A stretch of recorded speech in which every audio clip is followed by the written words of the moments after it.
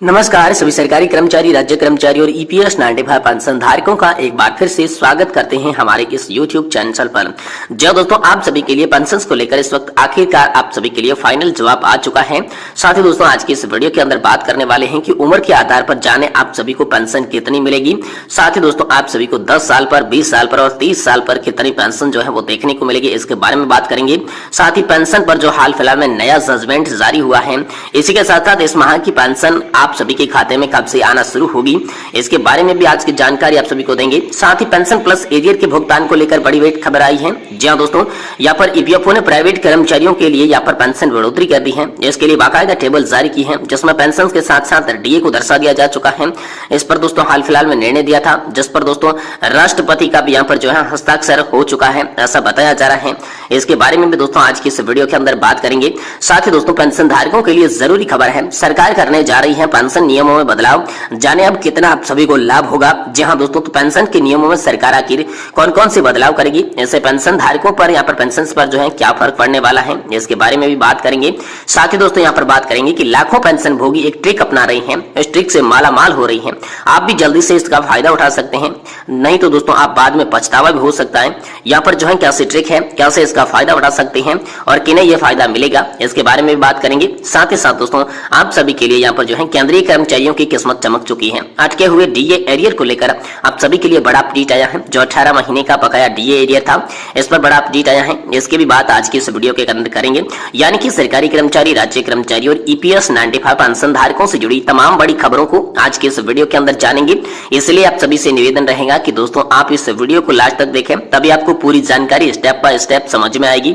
और साथ ही अगर आप हमारे चैनल पर पहली बार विजिट कर रहे हैं, हमारे वीडियो को पहली बार देख रहे हैं, तो दोस्तों हमारे इस वीडियो को आप लाइक करने के साथ साथ चैनल को सब्सक्राइब जरूर कर लें। तो चलिए बिना किसी देरी के यहाँ पर खबरों का सिलसिला वीडियो के अंदर शुरू करते हैं। देखिए सबसे पहले बात करते हैं कि आखिरकार आप सभी के लिए पेंशन पर फाइनल जवाब आ चुका है। जी हां दोस्तों, पेंशन बढ़ोतरी का इंतजार कर रहे लाखों लोगों के लिए फाइनल जवाब आया है, जो पेंशन बढ़ोतरी की मांग कर रही थी। तो इस बीच सरकार ने नया जवाब दिया है आप सभी के लिए। सरकार ने कहा है कि यहाँ पर आम चुनाव 2024 खत्म होने से पहले पेंशन पर कोई भी फैसला नहीं लिया जाएगा। यानी कि दोस्तों पेंशन यहाँ पर जो है चुनाव के जैसे ही नतीजे घोषित होंगे उसके बाद ही पेंशन पर कोई निर्णय हो पाएगा। उससे पहले जो है यहाँ पर कोई भी निर्णय आप सभी के लिए पेंशन पर नहीं लिया जाएगा। ये सरकार का फाइनल आदेश आ चुका है। वहीं दोस्तों उम्र के आधार पर पेंशन में बढ़ोतरी मिलेगी, तो कितनी बढ़ोतरी मिलेगी इसको लेकर दोस्तों आप सभी जानते होंगे कि लगातार यहाँ पर पेंशन धारक 5, 10 और 15% पेंशन बढ़ोतरी क्रमशः 60, 65 और 75 साल की एज में कर रही थी। यानी कि जो 75 साल की एज वाले हैं उन्हें 15% का पेंशन बढ़ोतरी और 70 साल की एज में 10% पेंशन बढ़ोतरी और साथ ही साथ 65 साल की एज में यहाँ पर जो है 5% पेंशन बढ़ोतरी की मांग लगातार सरकारी कर्मचारी कर रहे थे, यहाँ पर पेंशन धारक कर रहे थे। तो इसी को लेकर दोस्तों आप सभी के लिए ये फैसला हुआ है कि लोकसभा चुनाव को देखते हुए इस मुद्दे को अभी हल नहीं किया जाएगा और आप सभी के लिए इस मुद्दे पर भी लोकसभा चुनाव के बाद ही दोस्तों निर्णय लिया जाएगा। हालांकि सरकार ने पहले ये निर्णय दे दिया था कि आप सभी को 80 साल की उम्र में 20% एडिशनल और फैमिली पेंशन के अंदर बढ़ोतरी का लाभ मिलेगा। तो वही आदेश आप सभी के लिए हाल फिलहाल में भी लागू रहने वाला है। वही दोस्तों यहाँ पर कंट्रीब्यूशन को लेकर बड़ी खबर है। अगर आपने नौकरी करते हुए 10 साल तक कंट्रीब्यूशन किया है तो इसके लिए टेबल जारी हो चुकी है, जिसमें न्यूनतम पेंशन आप सभी को 2000 रुपए दी जाएगी। वही आपने यहाँ पर ईपीएफओ के अंदर 20 साल तक का लगातार योगदान किया है तो दोस्तों आप सभी को यहाँ पर 5000 रुपए प्रति महीना की पेंशन मिलेगी। और अगर आपने यहाँ पर 15000 रुपए की सैलरी लिमिट के आधार पर लगातार 30 साल तक का कंट्रीब्यूशन ईपीएफओ के अंदर दिया है तो दोस्तों आप सभी को यहाँ पर रिटायरमेंट होने के बाद न्यूनतम पेंशन जो है 7500 की मिलने वाली है। ये दोस्तों आप सभी के लिए हाल फिलहाल में नया जजमेंट जारी हुआ है, बड़ी खबर पेंशन को लेकर आई है। वही दोस्तों इस माह की पेंशन को लेकर भी आप सभी के लिए बड़ी खबर है। तो दोस्तों इस माह की पेंशन को लेकर सरकार ने साफ कर दिया है कि जैसे ही महीने के आखिरी वर्किंग डे होगा उसमें दोस्तों आप सभी के खाते में पेंशन जमा कर दी जाएगी। अब आपको पेंशन पाने के लिए 1 या फिर 2 महीने का इंतजार नहीं करना होगा। जैसे ही दोस्तों आप सभी का यह माह एंड होने वाला है तो उसकी पेंशन आप सभी के खाते में देखने को मिल जाएगी। वही दोस्तों यहाँ पर आप सभी के लिए पेंशन प्लस एरियर को लेकर बड़ी खबर है, इसके बारे में भी बात करेंगे। इससे पहले दोस्तों कर्मचारी भविष्य निधि संगठन ने प्राइवेट कर्मचारियों के लिए पेंशन की बढ़ोतरी की टेबल जारी कर दी है, जिसमें 2000 प्लस डीए, 3000, 5000, 7500 प्लस डीए और साथ ही साथ न्यूनतम पेंशन उच्च पेंशन धारकों के लिए 9000 प्लस डीए को लेकर भी दोस्तों बड़ी टेबल हाल फिलहाल में आप सभी के लिए सामने आ चुकी है। इस पर दोस्तों यहाँ पर हाल फिलहाल में निर्णय दिया गया था, जिस पर दोस्तों अभी तक राष्ट्रपति की मंजूरी नहीं हुई है। जैसे ही राष्ट्रपति इस पर हस्ताक्षर कर देती हैं तो दोस्तों ये आप सभी के लिए पारित हो जाएगा और आप सभी को इसी टेबल के आधार पर पेंशन का वितरण किया जाएगा। ये दोस्तों आप सभी के लिए लागू होगा, लेकिन हाल फिलहाल में इसे अभी तक मंजूरी नहीं मिली है। वही दोस्तों अगली बड़ी खबर की बात करें तो पेंशन धारकों के लिए जरूरी खबर है, सरकार करने जा रही है पेंशन नियमों में बदलाव, जाने अब कितना होगा फायदा। जी हां दोस्तों, लोकसभा चुनाव के ऐलान के बाद केंद्र सरकार केंद्रीय कर्मचारियों को मालामाल करने की तैयारी में है। जी हां दोस्तों, आपको बता दें कि हाल ही में राजस्थान के पेंशन धारकों के लिए अच्छी खबर सुना दी है। मौजूदा सरकार पिछली गहलोत सरकार के पेंशन नियमों में बदलाव करने जा रही है। जी हां दोस्तों, अगर इन नियमों में संशोधन किया जाता है तो रिटायरमेंट के बाद यदि पेंशन में 3 महीने की देरी होती है तो कोई भी ब्याज नहीं दिया जाएगा।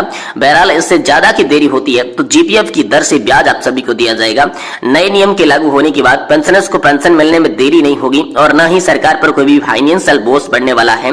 ये बड़ा निर्णय है दोस्तों। मीडिया रिपोर्ट्स के अनुसार राजस्थान की पिछली अशोक गहलोत सरकार ने पेंशन को लेकर कुछ नियम बनाए थे, जिनके तहत कर्मचारी रिटायरमेंट होने के दिन से ही उन्हें पेंशन खाते में लाभ भेजे जाने का प्रावधान था। इसमें देरी होने पर रोज ग्रेजुएट और पेंशन पर दोस्तों 9.50% का ब्याज देने का निर्णय किया गया था। लेकिन अब राजस्थान सरकार ने इन नियमों के तर्ज पर कुछ संशोधन करने की तैयारी कर ली है। खबर यह है कि भजनलाल सरकार इन नियमों के केंद्र सरकार के मौजूद नियमों के मुताबिक बनाने की तैयारी में है। इसके तहत अब पेंशन बेनिफिट रिटायरमेंट की तारीख से 3 महीने तक की अवधि में दिए जाएंगे। उस पर राज्य सरकार का कोई भी ब्याज नहीं देना होगा। ये बड़ी खबर हाल फिलहाल में आप सभी के लिए निकलकर सामने आ चुकी है। साथ ही साथ दोस्तों यहाँ पर लाखों पेंशन भोगियों ने ट्रिक अपनाई है। इस ट्रिक से पेंशन धारक माला माल हो रही है। आप भी जल्दी इसका फायदा उठा सकते हैं, नहीं तो बाद में आपको पछताना पड़ सकता है।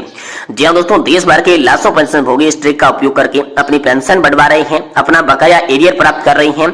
ऐसे में आप पीछे क्यों रहे? अगर आपको लगता है कि मेरी पेंशन का मामला लंबित है या मुझे भी कम पेंशन मिलती है तो पेंशन गलत फिक्सेशन किया गया है, जिसकी वजह से आपका रिटायरमेंट बेनिफिट जैसे कि ग्रेजुएटी कम्यूटेशन का पैसा कम मिलता है, तो आप अपनी पेंशन को ठीक करवा सकते हैं और बकाया पैसा एरियर के रूप में आप प्राप्त कर सकते हैं केवल इस ट्रिक का उपयोग करके। तो ये ट्रिक कौन सी है, चलिए मैं आपको बताता हूं। देखिए, पेंशन और पेंशन भोगी कल्याण विभाग समय समय पर पेंशन अदालत का आयोजन करता है और पेंशन अदालत के माध्यम से पेंशन धारकों की शिकायतों का समाधान किया जाता है।